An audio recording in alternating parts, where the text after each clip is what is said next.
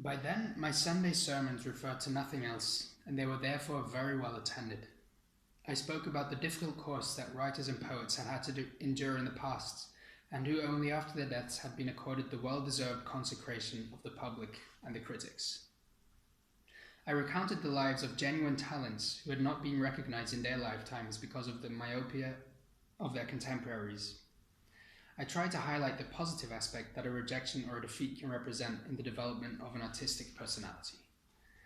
Most of my sermons were nothing more than literature lessons, but I did not fail to urge them to raise their guard against all the temptations that the devil might arouse in them, through pride and envy and other dangers that may lurk in an activity which, in its pursuit of beauty, should be a reward sufficient in itself. Goethe came to my rescue, and I often read entire passages from Faust. What an endless wealth of reflections this poem contained. And as I spoke from the pulpit, I could see the faces of my parishioners light up like candle wicks touched by the passage of a flame. From their expressions, it was easy to tell what their secret passion was.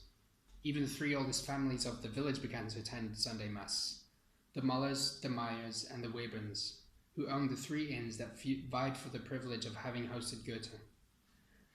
There was no trace of rancor among them. All three families were in good faith, all three convinced that they were right.